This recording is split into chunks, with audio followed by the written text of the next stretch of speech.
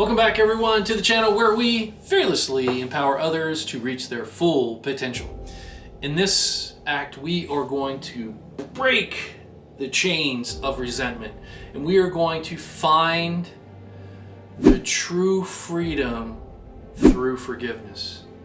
There are so many of us right now in this culture. We are surrounded by stories of anger, of grudges, and of resentments. We hear of broken relationships, families that are torn apart, and communities that are divided because of a lack of forgiveness. Please tell me when you have seen your news feed on your social media channel and people are figuring out ways to build people up, to bring people together, to unite people. Or is it about he said, she said? This group is against this group. That person did that to that person. How many stories are being told of honest to goodness stories of forgiveness, people showing grace and mercy to other people, people helping and caring for one another? You just don't see it. And so what we are going to discuss today is how to build this culture of forgiveness that has become so pervasive. And it's not just that we're forgiving others, it is for our own hearts and our own minds to let go of the anchors that are weighing down the ships of our life to helping other people. Because if you don't let go of them, you will not be able to move forward. Whatever you share will be false because your heart will not be in the right place. Please know this, forgiveness is one of the hardest things to do in life. But remember this, Jesus Christ died on the cross for us and gave us grace. For every day we will do wrong. For every day we will think wrong. We will speak wrong. But by His sacrifice, He has given us forgiveness and grace so that way we can let go of those anchors and we can help other people. Understand, forgiveness requires a great deal of humility, self-reflection, and we have to let go of our past anger and hurt. In this act, we're going to learn how to use the power of forgiveness and how to cultivate that in our life. Let me tell you a story. There was a woman and she was just way down and she was working with her coworkers and she just could not understand why she could not talk to other people. She just felt a resentment towards a coworker on her team. She just couldn't understand it.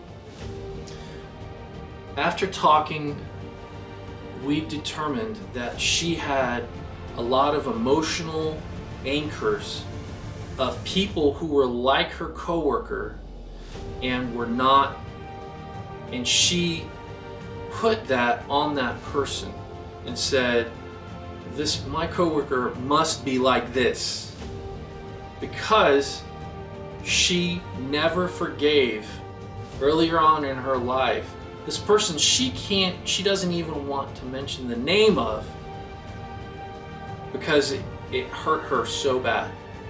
And so when talking about forgiveness and we asked a better question, she thought forgiving meant she would condone or agree with the hurt that her former friend had given and done against her. She didn't realize that it was a position of strength to let that anchor go and not let that person live rent-free in her head and in her heart, and weigh her down and not allow her to fully discover the potential she could have and also what she could do to empower others.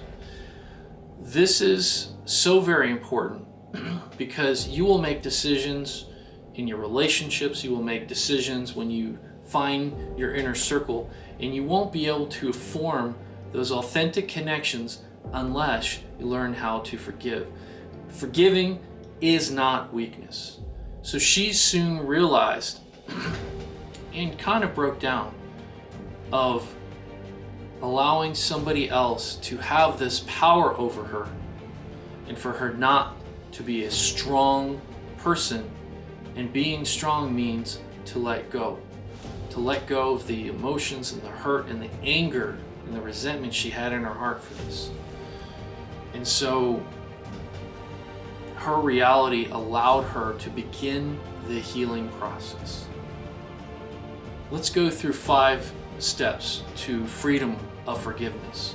Number 1, in the story, she had to realize the anger and hurt that this other person had caused her. If you don't acknowledge it, if you do not come face to face with the pain, you will never get through it. You will maybe hide it, you will try to maybe forget about it, but every time something reminds you of that time in her life or in your life, it will come back to bear on you. What the Bible says about this is in Ephesians 4:26-27. Be angry and do not sin. Do not let the sun go down on your anger, and give no opportunity to the devil. Anger and hurt is the devil's playground. You need to be so exceptionally careful that in your weakest moments, that's where you can make wrong decisions. Or in your weakest moments, that is where you can find your greatest strength. Next, a lot of times in life, the other person that did you wrong, if you never communicated with them, if you never confronted them, if you never told them how much what they did hurt you, you need to put yourself in the other person's shoes. And the only way you're going to do that is try to understand it from their perspective, because they may not even realize that they hurt you. And this is why it's so important to communicate with your folks and form that connection and have an environment where you're able to do that and you have the confidence. Now, the other person may not have it, but that's why we are learning for you to learn how to forgive, to get rid of those anchors. What the Bible says is in Luke 6:31, and as you wish that others would do to you, do so to them. I would want to know if I hurt somebody. I would want to know that if I said or did something to somebody else, and have them have the courage to come to me and know that I would listen, to try to understand, and how that I may have hurt them. If I don't form that I'm approachable connection, it's going to be very hard for that other person to forgive you. But it's so very important. You need to be the change you want to see. So if somebody hurts you, have the courage to approach them and have that conversation. 3, you need to learn to let go of the resentment. If you don't even let go of the anchor and the chain that the anchor is connected to, you're never going to be able to move forward. Letting it go doesn't mean that it's easy. It just means you are doing, in the personal exercise, we'll learn of a way to let the anchor go and send it off. But what the Bible says is in Ephesians 4:31, let all bitterness and wrath and anger and clamor and slander be put away from you, along with all malice. You need to let this go out of your heart. In the middle of your inner circle, the lifeblood that pumps through the heart of that inner circle has to be forgiveness. Next, choose forgiveness to let go of those things. It is a choice. It is a very difficult choice. But remember, when you forgive, it's not always for the other person. That would be nice if it is, but it is for you to forgive it in your heart. That way you can go in the next day, the next conversation with anybody who has ever wronged you and have a clear conscience, a clear heart, a clear palate to where you know that you wish them no ill will. What the Bible says is in Matthew 6:15, but if you do not forgive others their trespasses, neither will your Father forgive your trespasses. There's an instruction. It is very simple. We are ordered to forgive. This is easier said than done, trust me, I know. The next step is to move forward with grace. When you move forward with grace, that is a mindset. That is a total change of how you will approach everything. It means when you're working with your team, you're immediately going to give them the benefit of the doubt and you're going to ask them questions. It means it's not a one-time thing. Well, I gave you grace yesterday. No, it is a journey that you will take. And when Jesus was asked, how many times should I forgive? 7 times? No, 70 times 7, right? You have to keep moving forward with grace and an attitude of gratitude to ensure that you have the right mindset and that your heart is clear going forward. What the Bible says, Matthew 5:44, but I say to you, love your enemies and pray for those who persecute you. The importance of forgiveness.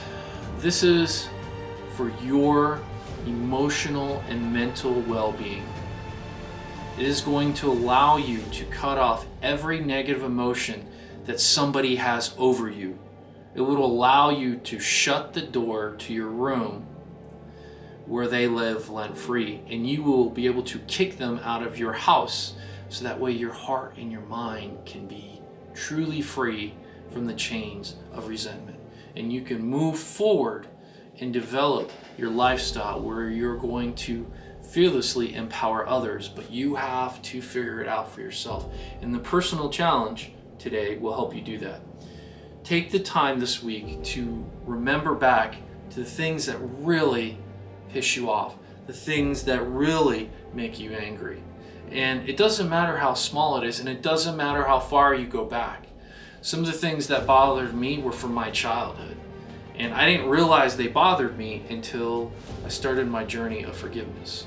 And then what you should do is write a letter to the person who did that to you. You may not have to send the letter, but what that is that is a written contract for you mentally and emotionally that you are writing, that you are ready to begin the journey of healing.